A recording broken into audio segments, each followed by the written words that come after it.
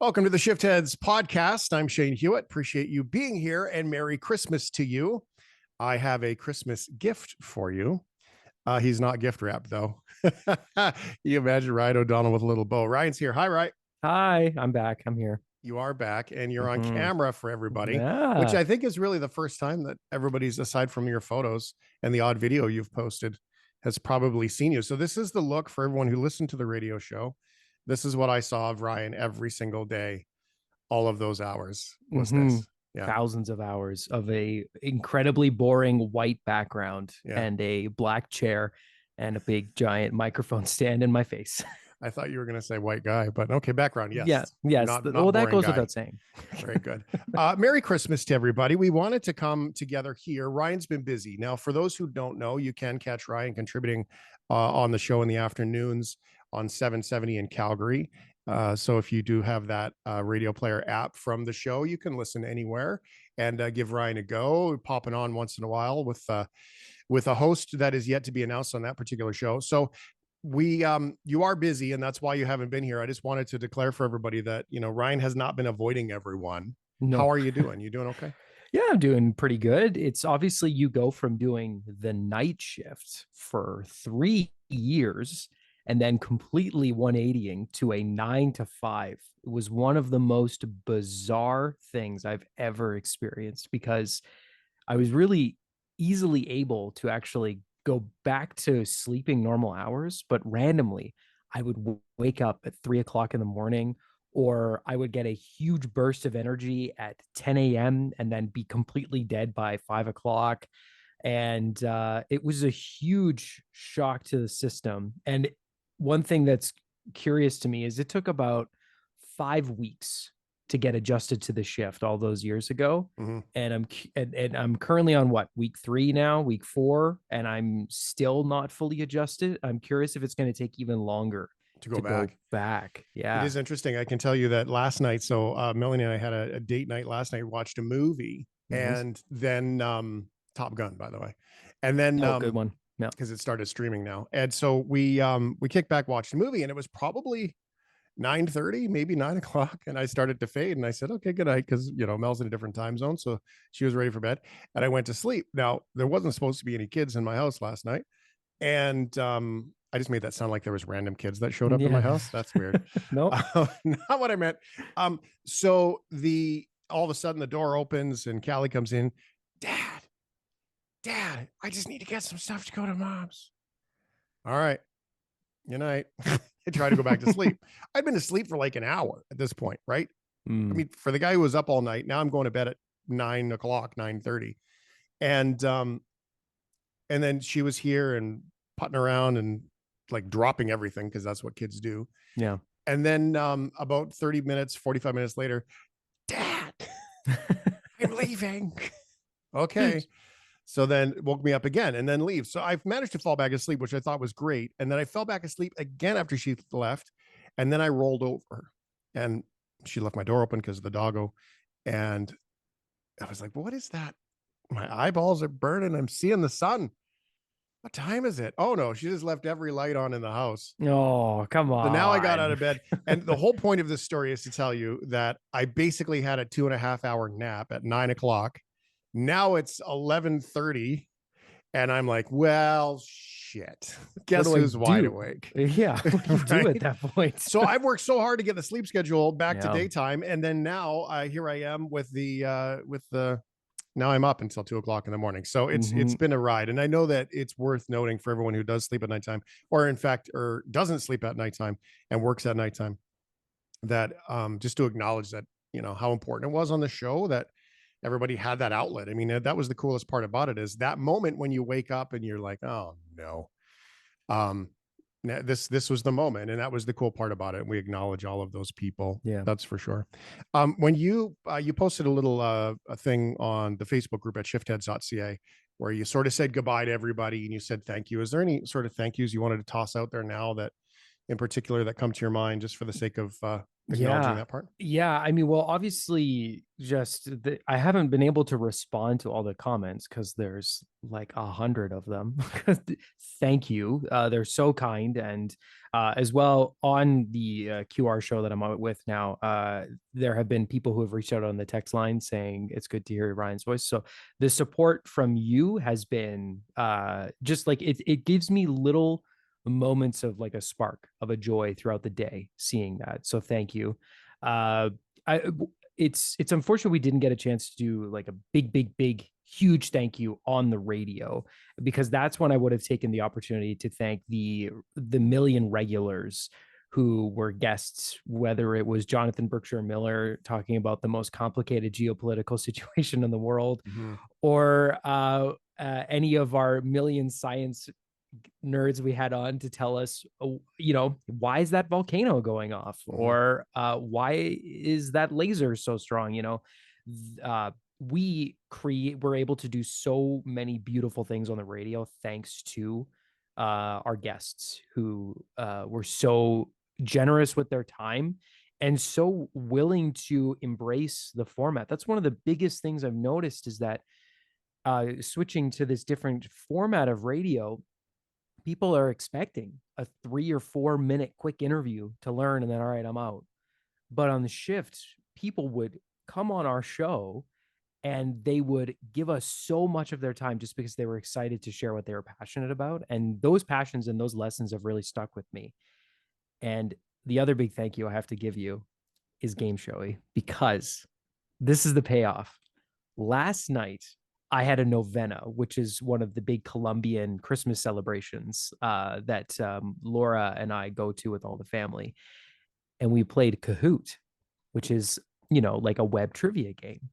I shredded them. I ran away with it because half the questions, which were obscure Christmas facts, were actual questions on Game Showy, including true or false, Jingle Bells was originally a Thanksgiving song. Nobody knew that except for, I think Laura knew and like 2 other people in this massive group. And I'm just running away. Ding, ding. I can hear the sound effects in my brain. Love it. Hear it. That's so good. There's a couple things you mentioned there that are worth noting. Things like Game Showy, that belongs to the company because that's where we built it. That's, some people have asked, how come we don't get the song intros? Well, there's a couple of reasons why the song intros aren't there, is because we're based on YouTube, and all of the platforms will flag you for copyright infringement if you use songs without paying for them. So that's a thing too. So all those bits and pieces are new and changing, and for the sake of that, and Game Showy, I know we've received a lot of comments and messages about that too. And we created a lot, Rye, and that's the coolest part about it, is there's been an awful lot of people that have thrown names out there for nighttime radio. Of course, Drex did the show and started the show before me. We were on longer, which is funny to me, because to me it felt like, he was the anchor of so much, and then turns out that we held it longer. But before that, I mean, you have the George Norries and the Art Bells of the world. You have so many of these hosts. I know that at CKNW, I've been lucky enough to have been put on some lists of hosts from CKNW. Jack Webster is a funny one, because I wrote my essay to go into radio school about Jack Webster.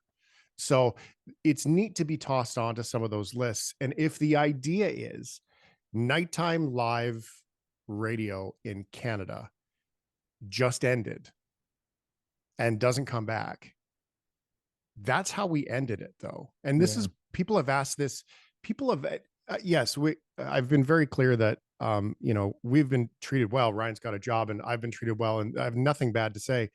I do disagree with the fact that we didn't get to say goodbye, and I've made that very clear. Everyone knows that. And it would have been a mess anyway, right? But at least we could have we could have said it ourselves. So, but that being said, imagine this for everybody, that if we ended if all the talk radio, live radio at nighttime in Canada just ended, that's how we ended it. We ended it with Game Showy. We ended it with a bunch of science things about ants and volcanoes and tsunamis. We ended it with a guy who lived underwater for 100 days. We ended it with interesting people that have been losing weight in Canada. Derek, by the way, is still on the Facebook group, and he's down he's at 180, I think, on his report, last report.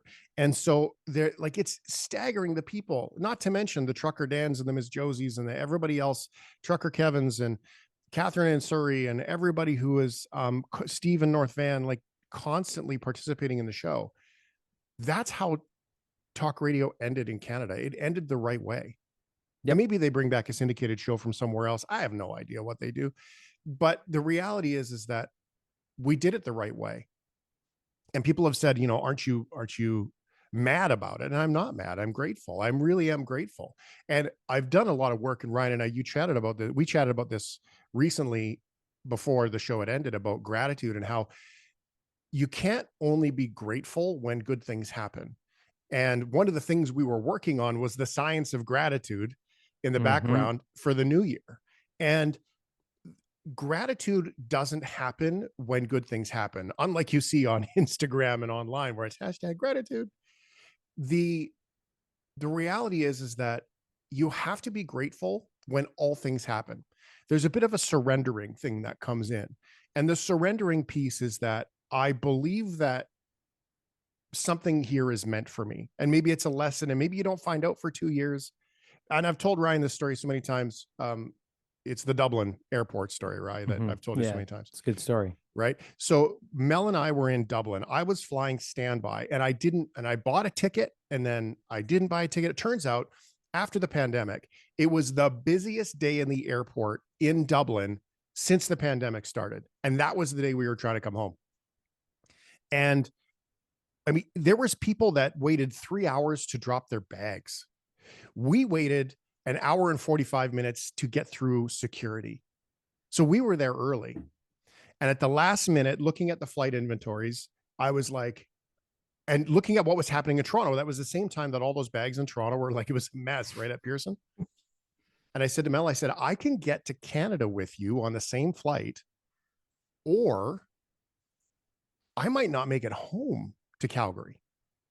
Turns out Mel flew from Dublin to Toronto and had 3 flights get canceled. Yeah. I waited and rolled the dice to get on a flight last minute that was Dublin, Calgary direct. And I made it home before Mel did. And Mel left like 5 hours or 6 hours before me. And I stood in that airport in another country, on another continent, looking out the window, watching, you know, my favorite human roll away in an airplane, bawling my eyes out. And I had to go, okay, this was the moment that I got gratitude, that I got surrender, was that I was able to stand there. Okay, if my life has brought me all of this, Melanie, Dublin, everything, then there's something here for me to learn. And I've got to trust that it's going to work out, whether I end up stuck here for a week or whether I, you know, get to go home. And that was hard. I ate a chili dog, by the way. Ooh. Bad decision at an airport when you're about to sit on a plane for 6 hours. Terrible. I did everything, because then I would break down and I'd be like, oh, this is bad. Oh, this is good. The whole point is that when that was the moment that I learned that gratitude is more than just, hey, I won the lottery. Hey, I got a raise at work. Hey, I've got the day off today. Hashtag gratitude. It's not. True gratitude comes when you can embrace the shitty, hard things that are really difficult and just trust that it's going to work out and that there's something either to learn from it or whatever. And so when I look at the shift and the radio show ended, when people say, I'm so mad and everything else, I understand it affects everybody who invested their time in that, and you might feel ripped off. And I think you can.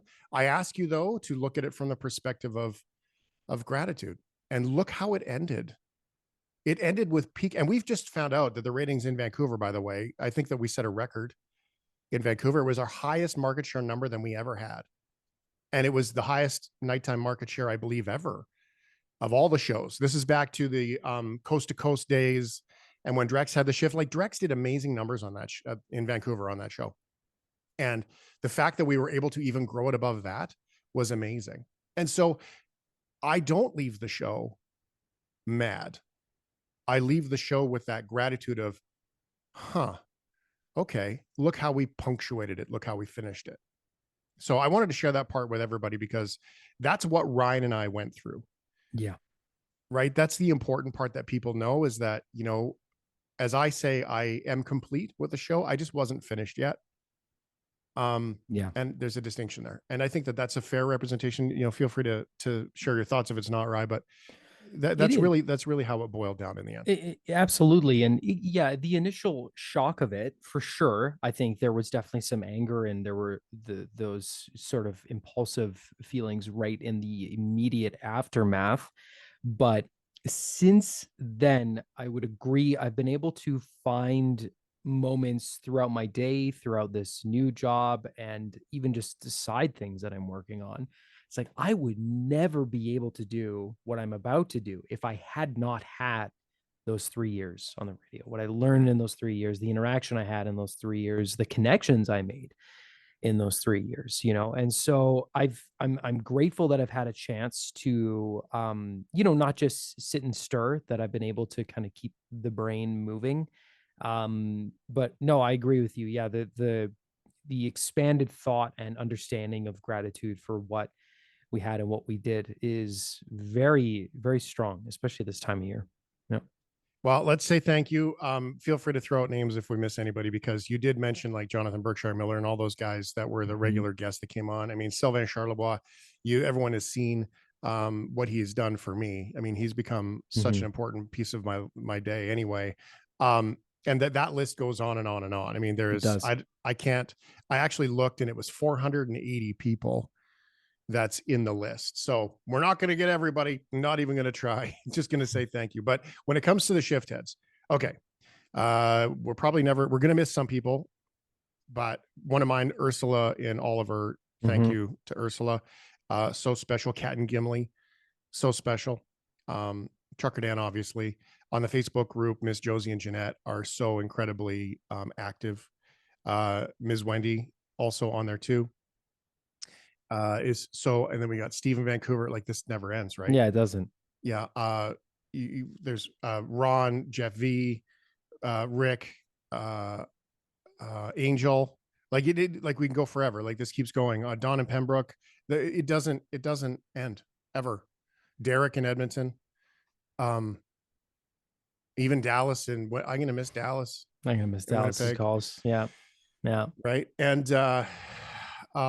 yeah. So there's so many people that had an impact on us, and there's some people that we couldn't put on the radio anymore because they would say things that were not appropriate. But that doesn't mean they didn't impact the show. And when they still sent us emails and we listened to what they had to say, and I will say that is that even though we couldn't participate in the radio part anymore, you still had an impact. So thank you. We had this thing, Merry Shiftmas, planned.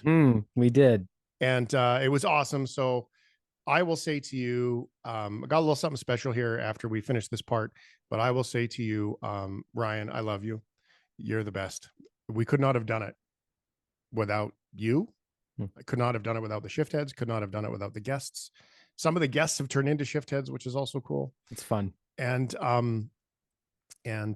mean, you have many things, and you and I will work on things in the background that we can, share with everyone down the road. I mean, that's part of our private conversation that we will share. But none of it happened without Ryan, just for those who know. And Merry Christmas to you, my friend. Love you too, man. I mean, you're the anchor of the whole ship. You shift heads, you have to understand the amount of times when we would hop into a show meeting, and Shane would just like read my face, and before we'd even talk about the show, he'd go, "What's wrong?" Or "Nope, correction. Think of it this way," and then he could completely reset my brain. Okay, oh man, you're right. Okay, I have a great Florida story for today. That kind of thing. Which actually, if you don't mind, before we end this, can I give you a brief Florida story? Which I'd love to hear a Florida story. Yeah. So this is one of my favorite Florida stories we've had in a long time. This one did not get to air, unfortunately, but essentially what happened was a Florida mom was watching as her son was fighting another student in a parking lot in Miami. As you would, right? You would watch. As happens, the mom decided to get involved with her SUV. She went to run down the other kid. She hit her own child. Oh, God. He lived. Yep. It gets better. Okay. Because she then fled and drove all the way to this other guy's house to try to fight the imam on the other Fight the mom. Yes. Oh, man. Where she was then arrested. And everybody's alive. But the Florida song should have played 6 times for that story. Yeah, right? Yeah. Oh, Spectacular. that really takes the whole my dad can beat up your dad to a whole new level. A whole new level. My Florida mom can beat up your Florida mom. Yeah. All right. Well, on that note, with Ryan Yes. O'Donnell, I'm Shane Hewitt. Thank you for this. Shiftheads.ca to keep in touch. Ryan is still on the Facebook group. That's nice and easy. You can listen to him on 770 in the afternoons as he contributes to what that new show is about to become. And I'm Shane Hewitt, shanehewitt.ca if you want to get in touch there. Merry Shiftmas. Merry Christmas. Happy holidays from both of us to you. Can I help you?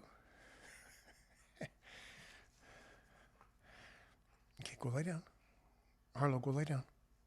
Go lay down. Every year on the show, we used to read "'Twas the Night Before Christmas." So let's do it again to make it a Merry Shiftmas this year. "'Twas the night before Christmas, when all through the house, not a creature was stirring, not even a mouse. The stockings were hung by the chimney with care, in hopes that St. Nicholas soon would be there. The children were nestled all snug in their beds, while visions of sugar plums danced in their heads. And Mama in her kerchief and I in my cap had just settled in for a long winter's nap. When out on the lawn there arose such a clatter, I sprang from the bed to see what was the matter. Away to the window I flew like a flash, tore open the shutters, and threw up the sash.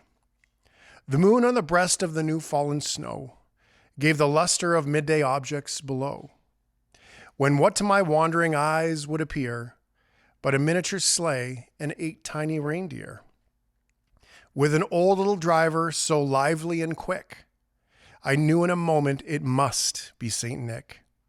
More rapid than eagles, his coursers they came, and he whistled and shouted and called them by name.